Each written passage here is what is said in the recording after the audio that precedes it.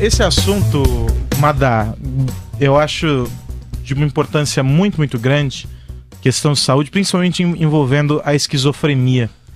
E aí, tava fuçando na internet e achei a história desse estudo, que é recente, do Lawson Health Research Institute, do Canadá.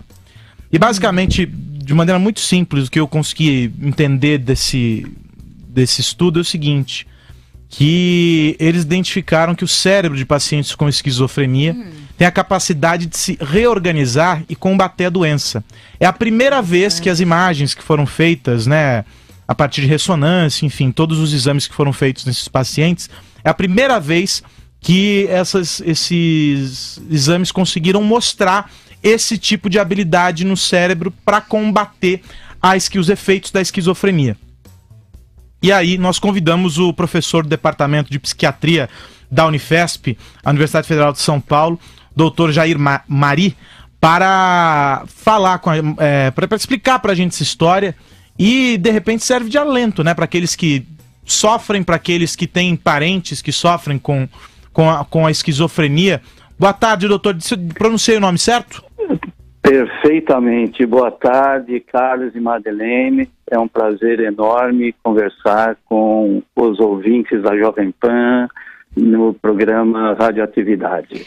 É uma notícia que me chamou muito a atenção, porque eu não achava que houvesse possibilidade de algum tipo de reversão. E quando eu leio que o próprio corpo pode propiciar esse tipo de combate à doença, é mais animador ainda, né?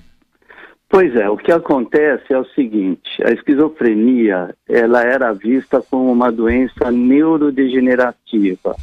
É uma doença que fatalmente caminharia para uma demência, para um cérebro totalmente prejudicado.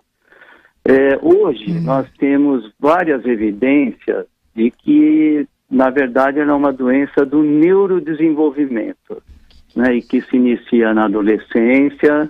Muitas vezes ela deve ter um início insidioso desde a infância, mas quando o indivíduo tem o surto psicótico, né, ao tratá-lo, você pode recuperar o funcionamento cerebral e também algo que nós acreditávamos no passado, de que o cérebro não tinha nenhuma restituição.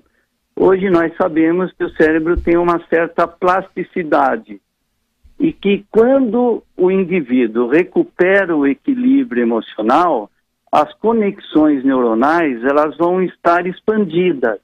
E é isso que ficou documentado nesse estudo publicado na Science, né, mostrando que realmente existe uma recuperação neuronal quando a pessoa se estabiliza. Isso é importante, porque do ponto de vista clínico, nós lutamos muito para que o paciente tenha uma recuperação.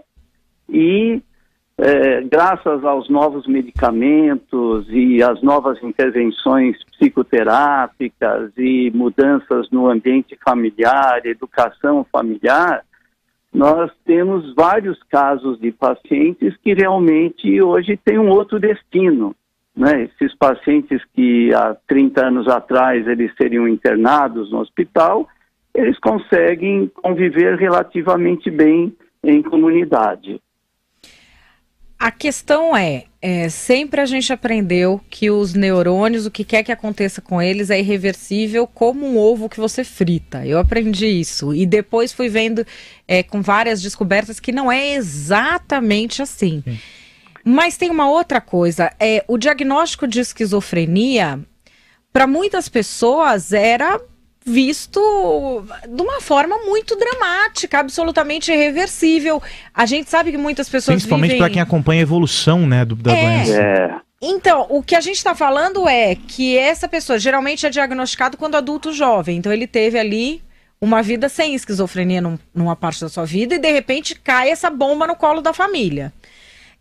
Isso, por exemplo, o futuro dessa pessoa muda, há mais controle, porque é uma doença muito difícil. A gente fala aqui que tem controle, mas para quem convive é difícil, né, doutor? Não tenha dúvida. Você pode acontecer, por exemplo, do jovem ter entrado numa faculdade de medicina, de engenharia, quer dizer, ter passado num vestibular difícil e após o surto psicótico ele vai ter problemas importantes, né? Então, não vamos discutir que realmente nós vamos hoje curar a esquizofrenia, né? O que mudou é que realmente você pode permitir a essa pessoa uma vida um pouco melhor.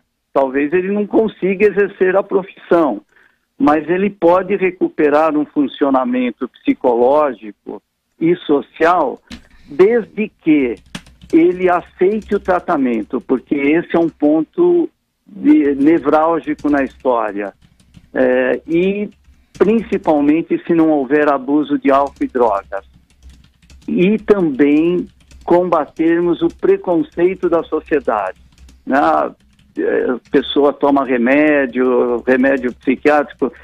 O que nós costumamos dizer é, olha, quem se trata fica bem, quem não se trata não vai ficar bem, não é?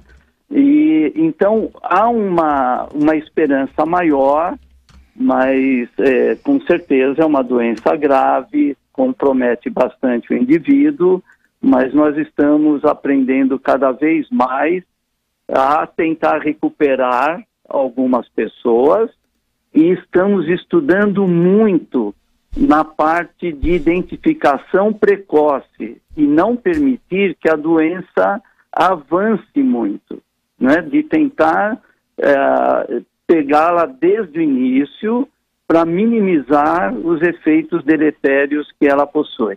E doutor, como é que faz isso? Porque geralmente o diagnóstico vem porque a pessoa tem um surto, ninguém sabe o que foi, leva para o pronto-socorro, dali vai para o psiquiatra. De uma hora para outra, né?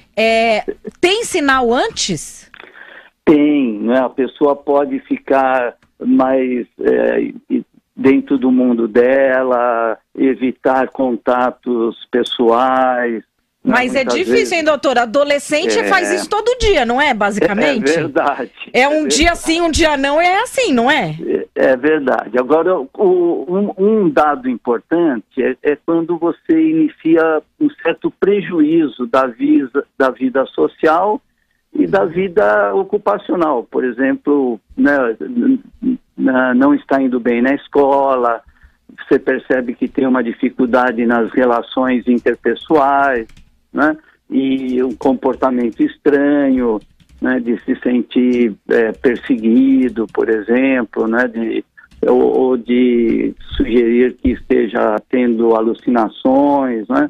Mas, enfim, nós colocamos assim um alerta, né? Quando há uma mudança de comportamento do adolescente importante, que não é aquele do comportamento que o jovem normalmente vai mudar, não é? Que é um momento de separação dos pais, de reafirmação, né? Daquela rebeldia que faz parte desse período da vida, não é?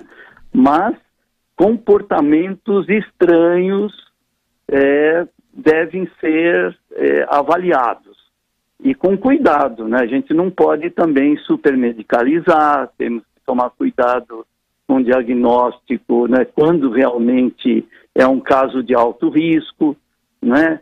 E fazer a vigilância desses casos. E em alguns casos nós iniciamos um tratamento psicológico, né? Muitas vezes nós usamos, por exemplo, medicações menos invasivas, do tipo ômega 3, né? Mas vale a pena, na suspeita, consultar um bom profissional. A gente conversou aqui com o Dr. Jair Mari, psiquiatra da Unifesp. Muito obrigada, um abraço. Um super abraço, Madeleine. E muito obrigado aos ouvintes da Jovem Pan, muito obrigado pela atenção. Radioatividade.